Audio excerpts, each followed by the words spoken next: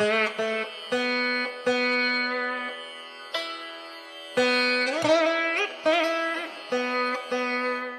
world's largest astrological community. A complete astrological solution and research center in India. Tamil, Telugu, Malayalam and Sanskrit.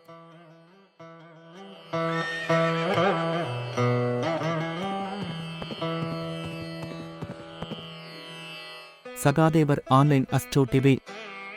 நம் வாழ்வில் ஓர் பூர்ண கடாட்சம். எங்கேயும் எப்போதும் சிறப்புடன் கண்டு மகிழுங்கள். ஸ்ரீ குருபியோ நமஹ. ஸோ குருவை பத்தி பேச பேச ஒவ்வொரு கிரகங்களும் ஒவ்வொரு தன்மை கொடுக்கும். இன்னைக்கு ஏன் எல்லாருக்கும் குரு டைட்டில் கொடுத்தேன் அப்படின்றதுக்கு ஒரு காரணம் இருக்கு. ஏன் திருமண டைட்டில் கொடுத்துன்றதுக்கு ஒரு காரணம் இருக்கு. அப்புறம் பாத்தீங்கன்னா திடீர் அதிர்ஷ்டம் யாருக்கு, திடீர் யோகம் யாருக்கு, மாந்தியின் மாயாஜாலங்கள் யாருக்கு அப்படின்னு ஒவ்வொருத்தருக்கும் பிரிக்கும் போது அதுல ஒரு உண்மை இருக்கு. லக்ன புள்ளி யாருக்குன்னு. அப்போ ஏன் இந்த டைட்டில் கொடுத்தோம் அப்படின்னா, இன்னைக்கு சூரியன் உச்சமாகிற நாள் அஸ்வினி. ஸோ அந்த அஸ்வினி பாத்தீங்கன்னா சதுர்தசியோட திரையோதசியோடையும் சதுர்தசியோடையும் கனெக்ட் ஆகிறார். இந்த காலகட்டத்தில் சூரியன் என்ன பண்ணுவாரு, ஃபங்க்ஷன் ஆக மாட்டாரு. குருவும் ராகுவும் தான் ஃபங்க்ஷன் ஆவாரு. இன்னைக்கு கொடுத்தக்கூடிய காலகட்டம் எல்லாமே குரு சூரியன் ஆரோகணம் ஏறினா குரு அவரோகணம் ஆவார். ஸோ இதுல கூட நம்ம என்ன பண்றோம், ஒரு முக்கியமான விஷயம் இருக்கு.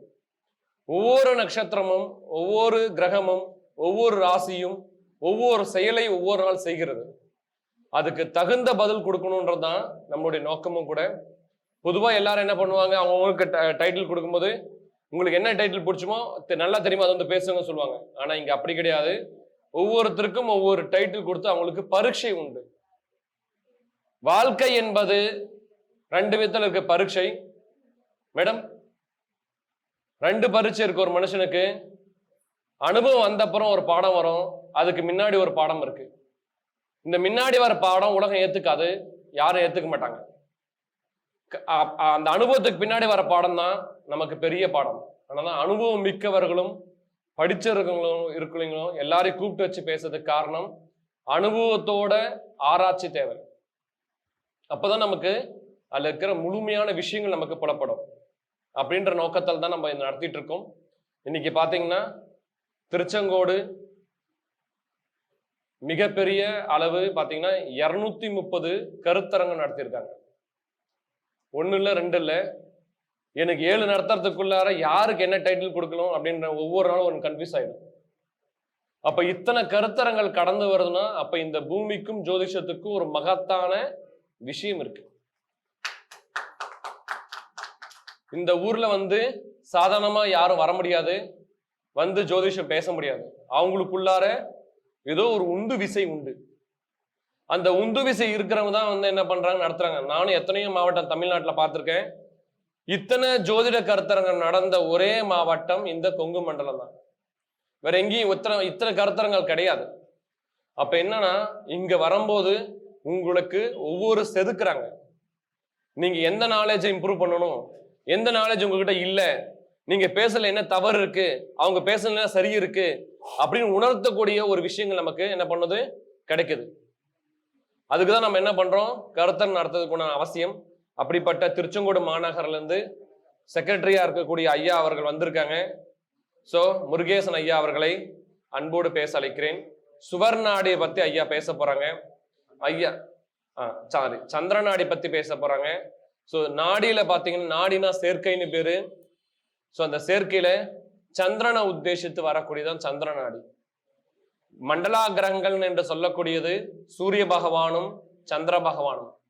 சோ இன்னைக்கு சந்திரன் உதயம் ஆகிறார். சாயந்தரம் பாருங்க சூரியன் வந்து என்ன பண்றார், ராகு சாரத்துக்கு போறார். அப்ப என்ன பண்ணுவாரு, ராகு சாரம் ஒண்ணு ஜாதக சக்கர ராகு சாரம் நினைச்சுக்காதீங்க. சோ சூரியன் ரெண்டு விதத்துல போவாரு, ஒன்னு குரு கிட்டையும் ஒன்னு ராகு கிட்டையும். சோ சந்திரன் வந்து அவரை ஆட்கொள்வார் எப்பவுமே. அப்ப சந்திரன் வரும்போது கேதுவும் புதனும் ஃபங்க்ஷன் ஆவாங்க. ஸோ ஜோதிஷம் என்பது புதனுக்குரியது. சந்திரன் வந்து ஃபங்க்ஷன் ஆக ஆரம்பிச்சிட்டாரு. அப்போ சந்திரனை உத்தேசித்து அவர் ஐயா வந்து சந்திரநாடி உத்தேசித்து பேச இருக்கிறார். அவர் அன்போடு பேச அழைக்கிறேன். அனைவருக்கும் இனிய மாலை வணக்கம். எல்லாரும் ஒரு தடவை நல்லா டீ சாப்பிட்டு தெம்பா இருக்கும். ஒரு தடவை கை தரலாங்க.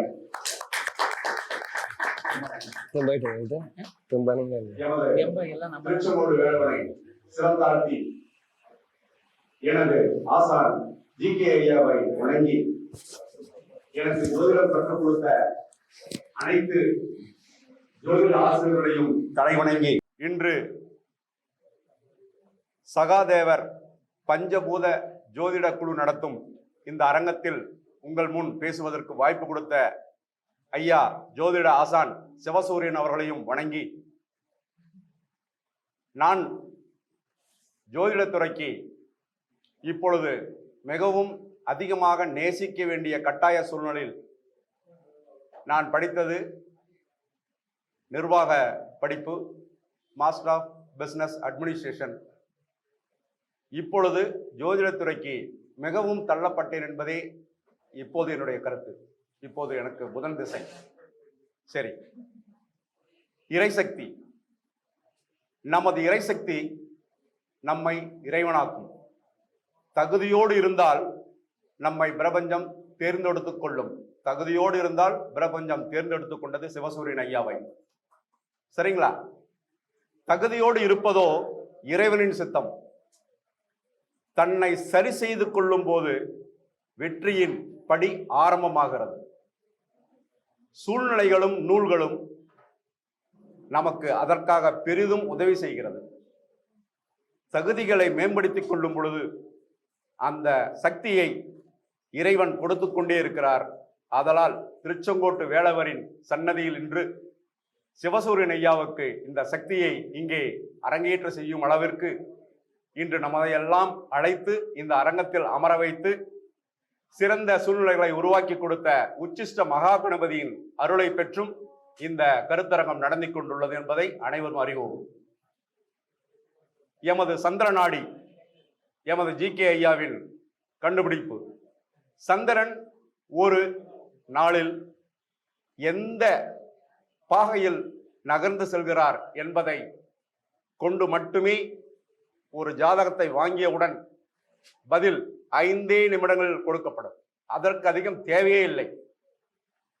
இதற்கு எந்த ஒரு கணக்கீடும் தேவையில்லை. கொடுக்கறாங்க, பார்க்கிறோம்.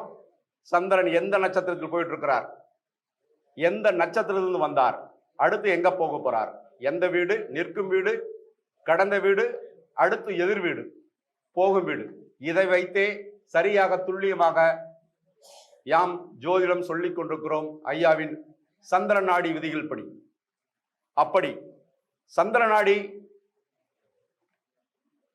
அனைவருக்கும் கிடைத்திருக்கும் மிகப்பெரிய பொக்கிஷம். இந்த சந்திரநாடி என்ன சொல்கிறது?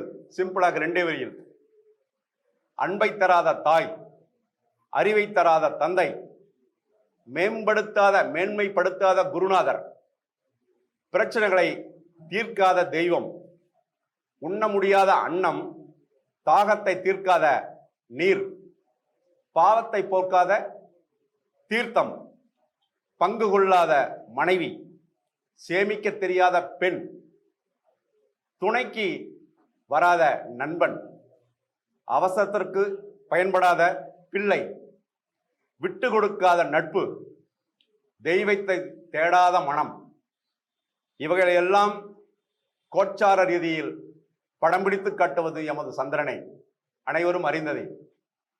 உதாரணமாக ஒரு ஜாதக கட்டத்தை சொல்றேன். நான் பார்த்த அனுபவத்தை தான் அப்படியே ஷேர் பண்றேன். நான் அவர் ஒரு பிரபலமான ஜோதிடர். அடிக்கடி அவரிடம் பேசுவேன்.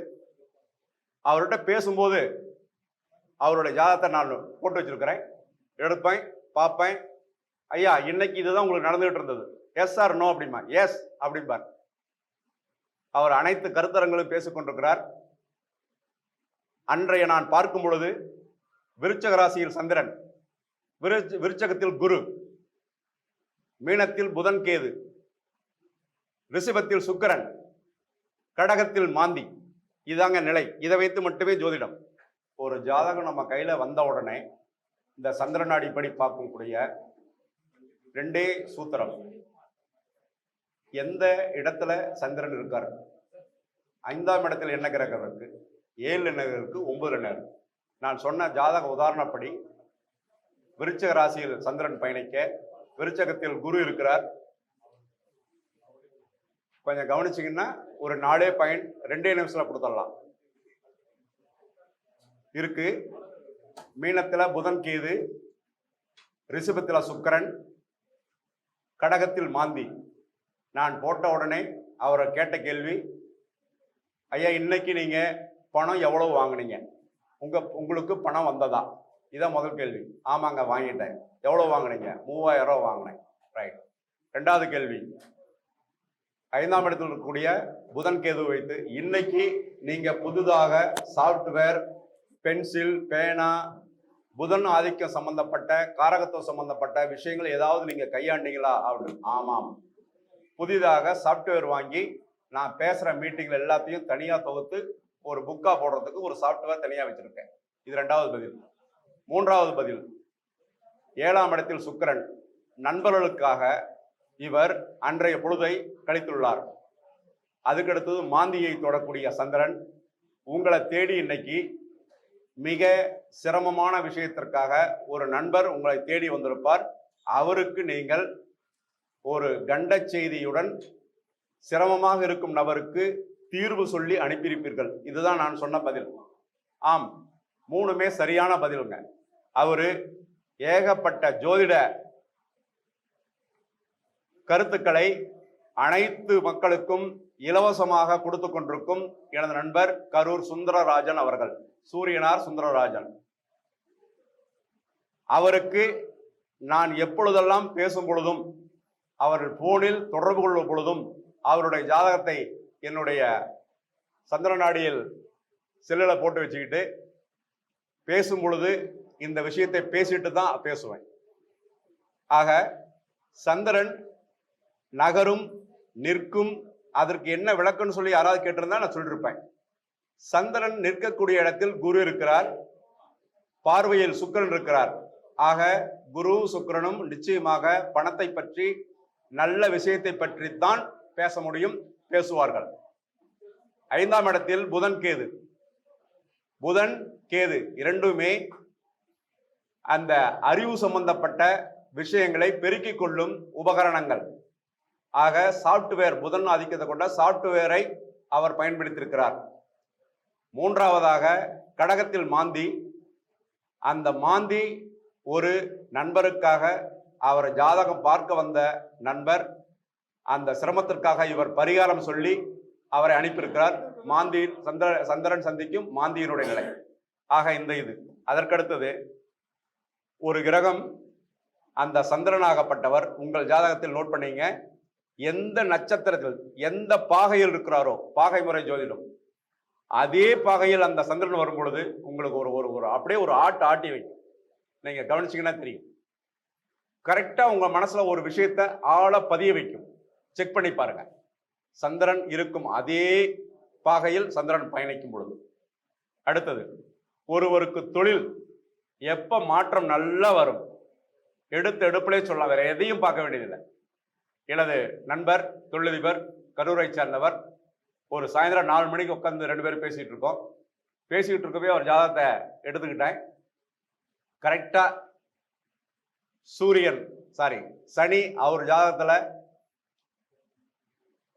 கடகத்தில் 6 டிகிரி வக்ரம், அதே கோச்சாரத்தில் இந்த கடந்த ஒரு 2 மாதத்துக்கு முன்பு இப்பொழுதும் 6 டிகிரி தான், இப்போது வக்ர நிவர்த்தி, சரியா 6 டிகிரி வக்ரம்.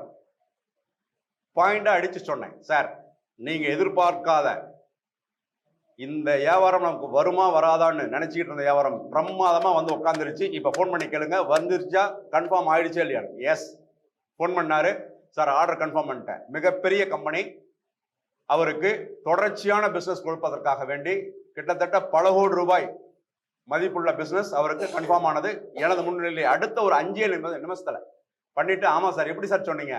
சார் அதுதான் சார் விளக்கம். அதே போல ஒரு அரசு அதிகாரி, அவர் டிரான்ஸ்ஃபருக்காக காத்து கொண்டிருக்கிறார்.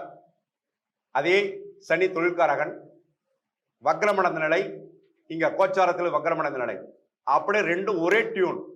சந்திக்கும் பொழுது, நகரும் பொழுது அந்த வக்கரத்திலிருந்து விடுபட்டு வெளியே போன உடனே டிரான்ஸ்ஃபர் கிடைக்குது. இது ஒரு. அதுக்கு அடுத்தது இந்த சந்திரனோட ராகு சேர்ந்திருக்காங்க இல்லையா, அந்த ராகும் சந்திரனும் சேர்ந்திருக்கும் அதே பாகையில் கோச்சாரத்தில் இந்த சந்திரன் வரும் பொழுது அவர்கள் படும்பாடு சாதாரண விஷயம் இல்லை. சரியான ஒரு ஆட்டத்தை ஆட்டிவிட்டுத்தான் சந்திரன் செல்கிறார். சந்திராஷ்டமம் 1 மடங்கு என்றால் 10 சந்திராஷ்டமத்துக்கு ஈடானது அந்த கோச்சார சந்திரன். சந்திரன் ராகு இணைவில் உள்ள ஜாதகர்களுக்கு பயணிக்கும் காலத்தில் அந்த 10 சந்திராஷ்டமத்திற்கு ஈடான விஷயத்தை அது செய்யாமல் போவதே இல்லை. இது 100% உண்மை. அதே போல கடந்த வாரம் காலையில் 8 மணிக்கு ஒரு ஜாதகம் வந்தது. நான் பார்க்கும் நாளன்று அவிட்டத்தில் சந்திரன், சதயத்தில் சந்திரன், கும்பராசியில் சந்திரன் போயிட்டு இருக்கு. அந்த ஜாதகருடைய கொண்டு வந்த ஜாதகருடைய சனி, கோச்சார சனி இன்னைக்கு அங்கதான் போயிட்டு இருக்கு. அங்கே உள்ள வந்து மாந்தி, அங்கேயே ஆட்சி பெற்ற சனியும், இங்கே சந்திரன் பயணம், கோச்சார சனியும் அங்கே. நான் எடுத்த உடனே அவங்க வச்ச யாரெல்லாம் அவசரமா வந்தாங்க, வச்சவங்க பார்த்துட்டாங்க. சரி, உங்க குழந்தையோட இவரோட குழந்தை ஜாதகம் கொடுங்கன்னு கேட்டேன். குழந்தை ஜாதகம் கொடுத்தாங்க. அதுலயும் துல்லியமா அப்படி அதுல வந்து எல்லாமே மிக துலாத்தில் மாந்தி சனி, கோச்சார சனி, அது உச்சம். அந்த மாதிரி இடத்துல நான் சொன்ன பதில் அவங்களை நடுநிறுந்த வைத்து விட்டது. இந்த ஜாதகரை நீங்க இன்னும் 15 நாள் வைத்தியம் பார்க்கலாம், பிறகு வாங்க அப்படின்னு. 14வது நாள் செங்கோட்டு வேளவரின் சன்னதியில் உடம்பே புல்லரிக்கிறது. சனி மாந்தி கோச்சார சந்திரன் அங்கே சமாதி நிலையாகிவிட்டார். கரெக்டா 14வது நாள். ஆக இந்த மாந்தி மீது சந்திரன் செல்லும் பொழுதும் அங்கே சனி சம்பந்தப்பட்டு விட்டால் நிச்சயமாக கண்டம், கண்டத்தில் இருப்பார், கண்டத்தை நோக்கி போவார். அவர் சரியான அல்லது ஏற்கனவே அந்த வீட்டில் சமாதியானவர்களின் கர்மா பயணித்துக் கொண்டுள்ளது, வீடு மூடப்பட்டுள்ளது, தனுசா பஞ்சவை அந்த நிலை அந்த வீட்டில் இருக்கும். அப்படிங்கிற நிலையை உயர்த்துவது இந்த மாந்தி என்ற நிலையை காரணம். இப்படி அதே போல நான் இப்பொழுது இந்த இடத்துக்கு போறேன், எனக்கு இந்த காரியம் நடக்குமா? இன்னொரு ஜாதகர் கேட்டார். அவர் காலையிலிருந்து கிட்டத்தட்ட ஒரு 7-8 முறை எனக்கு கூப்பிட்டுருப்பார். என்னமோ கூப்பிட்றாரு, நானும் விட்டுட்டேன். இரவு 9 மணிக்கு எடுத்து பேசும் பொழுது என் ஜாதகத்தை எடுத்து எனக்கு இப்போ ஓடிட்டு இருக்குது என்ன சொல்லுங்க. நான் மெத்த படித்தவர், ஆடிட்டிங் சர்வீஸில் இருக்கார். நான் பார்க்கும் பொழுது மிதுன ராசியில் கேது பயணம், கேது அங்கே உள்ளது அவருடைய ஜனகாலத்தில், சந்திரன் பயணம், துலாத்தில் புதன் அவர் ஜனகாலத்தில், தனுசில் குரு ராகு. இதை மட்டுமே எடுத்துக்கொண்டேன். சார், இன்னைக்கு நீங்க மிகப்பெரிய சட்ட சிக்கலில் இருக்கிறீர்கள். Sir no. ஆமாங்க. எந்த மாதிரி சட்ட சிக்கல்? சந்திரன் கேது மீது பயணம், ஆப்போசிட்டில் ராகு இருக்கிறார். அப்போ கண்ணுக்கு தெரியாத சட்டம், கேது என்பது சட்டம், சட்ட சிக்கலை உருவாக்கக்கூடிய கிரகம் கேது. இந்த நிலையில் அந்த பதில். அதுக்கு அடுத்தது எப்படி இந்த சிக்கலை நான் சிக்கினேன்? அடுத்தது 5ஆம் இடமாக புதனை பார்க்கிறோம். லக்ன ரிஷிப லக்னம், லக்னத்துக்கு 6ஆம் இடம், சந்திரனுக்கு கோச்சார சந்திரனுக்கு 5ஆம் இடம். ஸோ இருக்கும் இடம் 5ஆம் இடம், 7ஆம் இடத்தை பார்க்கிறோம். இருக்கும் இடத்தில் கேதுவை பற்றி சொல்லியாச்சு. அதுக்கடுத்து எப்படி வந்தது என்பதை புதனை பற்றி எடுக்கிறேன். புதன் கணக்கன், கணக்கு எழுதுவது. அவர் ஆடிட்டிங் தொழில் செய்கிறார்.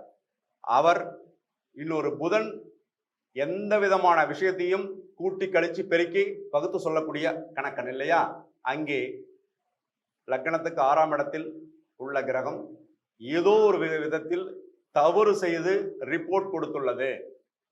அதனால் சார், நீங்க முன்னால் செஞ்ச ஒரு தவறு இப்பொழுது சட்ட சிக்கலுக்கு வழிவகுத்துள்ளது. Sir no. எஸ். அதுக்கடுத்தது இந்த கேஸை யார் போட்டது, யார் வழிநடத்துறாங்க? அங்கே குரு ராகு, சந்திரனுக்கு நேரில் தனுசில் குரு ராகு, ஒரு மிகப்பெரிய குரு என்பது பெரிய மனிதர், ஒரு தொழிலதிபர், அவர் போட்டிருக்கார். அவருக்கு தான் இந்த வழக்கு. அவர் பணம் மற்றும் பணத்தினால் வழக்கு, குரு சம்பந்தப்படுது, சந்திரன் நேரடி பார்வையில் குரு. இப்படி இருக்கும் பொழுது அந்த வழக்கை தொடுத்தவருக்கு அரசாங்கத்தால் கிட்டத்தட்ட 10 லட்சம் ரூபாய் நீங்க ஐடி டாக்ஸ் கட்டணும் அப்படின்னு இவருக்கு நோட்டீஸ் கொடுத்த வகையில் இந்த பிரச்சனை வந்தது. அதற்கடுத்தாக இந்த வழக்கை நடத்தவர் அவர் அல்ல, இவரால் ஜோடிக்கப்பட்ட அந்த ராகு என்று சொல்லக்கூடிய தீவிரவாதிகள் என்று சொல்லக்கூடிய, அதை தாண்டி ஒரு விதமான அடியாற்றலால் இந்த கேஸ் போயிட்டு இருக்குங்க அப்படின்னு. ஆமாங்க, இப்படிதாங்க போயிட்டு இருக்கு. நான் என்ன வழி தப்பிக்கிறது? அவர் கரணத்தை பிடித்தேன், கரணத்துக்குண்டான பாலவ கரணம், அவர் கரணத்துக்குண்டான கோயில், அவர் வாங்கின அதிக பாகைப்பட்ட கிரகத்தினுடைய அதனுடைய அதிபதி, இதை சொல்லி அவருக்கு சாந்தப்படுத்தி அவர் அது அடுத்த கட்ட நகருக்கு போகும் அளவிற்கு அன்றைக்கு சொல்லப்பட்டது. ஸோ சந்திரநாடியில் ஜொலிக்கக்கூடிய விஷயங்களை, தன் கண்ணுக்கு தெரியாத விஷயங்களை எல்லாம் சொல்ல முடியும் என்பதை நான் சொல்லிக் கொண்டிருக்கிறேன். நான் திருச்செங்கோடு ஜோதிட ஆராய்ச்சியாளர் சங்கத்தில் செக்ரட்டரியாக கடந்த 10 ஆண்டுகளாக பயணித்துக் கொண்டிருக்கிறேன். நாங்களும் ஒவ்வொரு மாதமும் செவ்வாய்க்கிழமை, முதல் செவ்வாய்க்கிழமை கருத்தரங்கு நடத்தி கொண்டிருக்கிறோம். அனைவரையும் வருக வருகின்ற வரவேற்கிறோம். இந்த சிவசூரியன் ஐயா இந்த வாய்ப்பை வழங்கிய இந்த நேரத்தில் அவருக்கு மிகப்பெரிய ஒரு நன்றி கூறி பேச வாய்ப்பளித்த அனைத்து சங்க உறுப்பினர்களையும் வணங்கி விரைவில்கிறேன். நன்றி, வணக்கம். எனது செல் நம்பர் 9789487287.